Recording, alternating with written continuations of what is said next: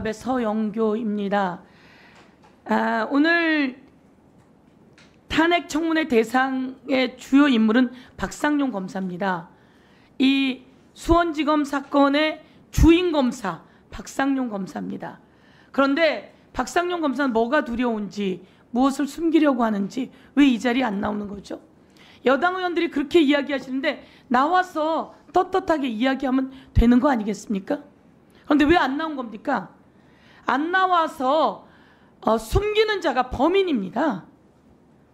청문회 나오지 않겠다고 거부하는 자가 범인입니다. 그런데 오히려 9년 6개월이라고 하는 형을 받은 이화영 증인이 나왔어요. 나오는데 마음이 편안하겠습니까? 얼마나 두렵겠습니까? 그래서 저는 이게 뒤바뀌었다. 안 나오고 거부하는 자가 범인이다 이렇게 이야기하고요. 이화영 증인께 묻겠습니다. 도대체 몇 번이나 불려나간 것 같습니까? 검찰에. 아까 말씀드린 바와 같이 김성태 씨가 해외에서 체포되어 나온 후부터 그들이 김성태 씨가 아마 2023년 1월 17일 날 체포돼 왔을 텐데 그로부터 2023년 2월 3월은 아마 김성태, 방용철, 안부수 그와 그쪽이 모여 있었고 그쪽에 어떤 상황이 좀 정리되니까 4월부터 저를 이제 집중적으로 타깃으로 해가지고 불렀는데 4월, 5월, 6월은 거의 지금 저기 보니까 112일인데 이 토요일, 일요일 포함해가지고 거의 매일 불러갔던 것 같습니다. 맞습니다. 저희가 보니까 월, 화, 수, 목, 금 나갑니다. 네. 일요일도 나갑니다. 그리고 지금 말씀처럼 110일에 이거는 9월부터가 아니에요. 그 1월부터 110일에나 불려나갑니다. 111회를 하루에 10시간씩 조사받았다고 치니까 1110시간이에요. 아니 대한민국의 어떤 사람을 검사가 이렇게 오랫동안 수사할 권리가 있는 거죠? 해도 너무한 거 아닙니까? 그리고 이렇게 불러다 대고 협박하고 회유하고 김성태, 방용철, 안부수 등이 입을 다 맞추고 나니까 다시 불러서 입을 맞추게 하고. 그러면 다시 한번 묻겠습니다. 넷을 한꺼번에 불러낸 적이 있습니까? 저기 지금 적시되어 있는 저와 김성태, 방용철, 안부수 넷을 불러서 여러 번 대지를 했고요. 또 대지를 하지 않고 조서를 쓰지 않을 경우에도 같이 있었던 적도 불렀던 적도 있었고요. 조서를 쓰지 않는 적에는 조서를 작성하지 않는 경우에는 무슨 일을 합니까? 불러서? 주로 아까 말씀드렸던 것 같이 그 창고라고 하는 공간에 모여서 진술 세미나를 하듯이 여러 가지 얘기를 하고 또 개별적으로 저와 김성태를 단둘이 만나기 위해서 얘기를 하게 하고 저와 방용철을 단둘이 만나서 얘기를 하게 하고 저와 안부수를 만나서 얘기를 하게 하고 그리고 그 과정에서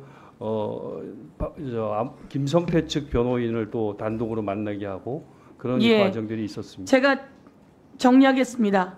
그렇게 하면 됩니까? 안 됩니까? 저는 잘 검사가 공범들을 불러서 같은 자리에서 진술 세미나를 하게 하고 만나게 하고 이렇게 하면 안 됩니다. 이것은 바로 직권남용입니다. 검찰청법 제4조 3항 위반입니다. 그리고 이렇게 1000시간 아니면 9시간씩이라고 해도 999시간이에요. 이런 시간 동안을 불러서 회유하고 조사하고 수사하고 위협하고 협박 가까이 가고 이런 것은 인권 침해입니다. 이것은 헌법 위반이에요. 그래서 우리는 박상용 검사를 헌법 위반, 검찰청법 위반, 그리고 형집행법 위반이라고 지적을 하고 있는 겁니다. 제가 오늘 오전에 이야기했지만 같은 시간에 나간 거 한번 들어봐 주세요. 동시 김성태 1시 11분, 방용철 1시 11분, 이화영 1시 11분, 복귀 시간 11시 1분 다 똑같아요. 1313호. 저기는 어디입니까? 박상용 의원 검사실입니다. 박상용 검사실입니다. 박상용 검사나 법무부는 함께 불러서 연합파티, 술파티를 한 적이 없다고 했어요. 그런데 함께 부른 흔적이 나왔어요. 가리려고 해도 가려지지 않는 겁니다. 저렇게 떡하니 똑같은 시간에 부르고 똑같은 시간에 들여보낸 것이 한두 번이 아닙니다. 많은 거 다시 한번 들어보세요. 모두게 저렇게 엄청나게 많습니다.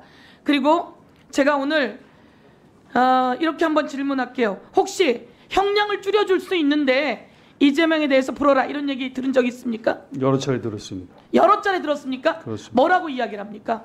제가 뭐 비방록에도 일부 적어놨는데 이재명 대표에 대해서 진술을 하면 제가 이재명 대표가 주범이 되고 제가 종범이 되고 이재명 대표가 제3자 뇌물죄로 기소되면 저와 지금 제가 1심에서 처벌받은 모든 내용들이 다 상쇄되고 없어지기 때문에 제가 그 상태에서 모속으로 나갈 수 있게 할 수 있다라는 제안을 받았고 또 네, 하나는 그것은 검사의 직권을 넘어선 범죄 행위입니다. 한 가지 더 물어볼게요.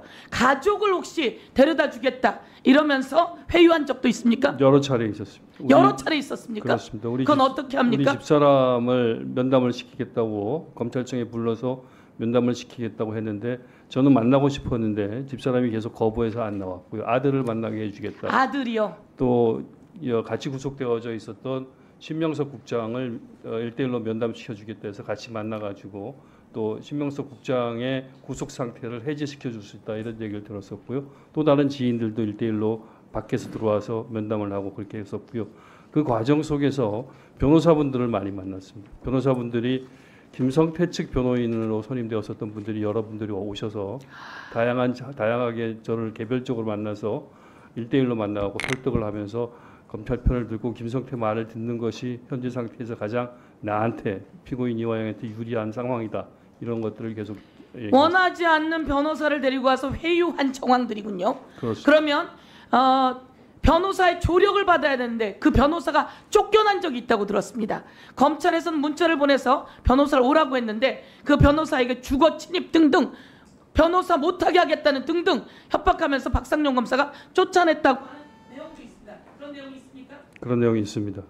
설명해 보시겠습니까?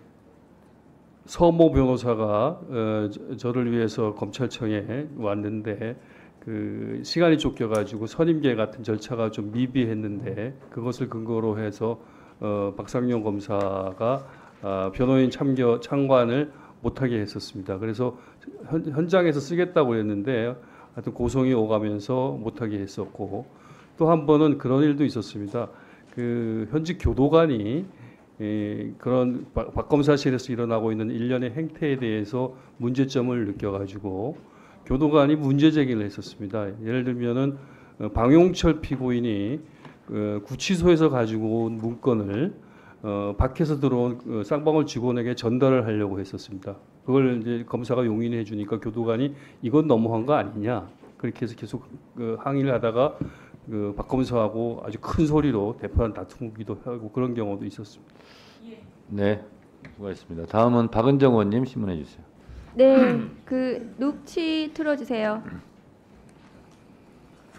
나중에 보시면 알겠지만 대질 신문이나 명문화에 자기들끼리 막 4-5명씩 모아갖고 검찰에서